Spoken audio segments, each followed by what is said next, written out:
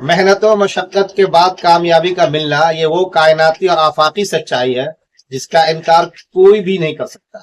خواہ وہ اس دھرتی پہ جہاں بھی ہو، جس دھرم کو فالو کرتا ہو۔ معمولی سی چیز میں بتا دوں آپ کو، بچپن میں اگر آپ نے سائیکل چلانا سیکھی ہوگی نا،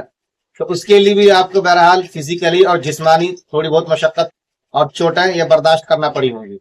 اسی طریقے سے اگر آپ جہاز بھی اڑانا چاہتے ہیں تو جسمانی سے لے کر کے ذہنی طور سے اپنے آپ کو مشقت میں ڈالنا پڑتا ہے، اور تب جا کر کے آپ کامیاب بنتے ہیں۔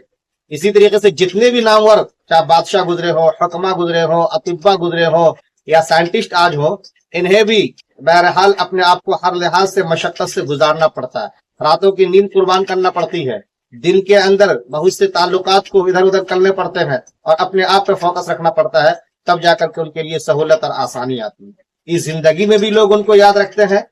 اور یاد رہتے ہیں سب کے بیچ، اور مرنے کے بعد بھی کوئی کہانی میں تو کوئی حوالوں میں تو کوئی دعاؤں میں ان کو یاد رکھتے ہیں۔ قرآن نے اسی کو کہا ان مع العسر یسرا فان مع العسر یسرا، کہا یہ طے ہے کہ ایک ہم تم کو تنگی دیں گے، آسانیاں اس کے بدلے ڈبل ڈبل تم کو دیں گے۔ اس کو سمجھنے کی ضرورت ہے۔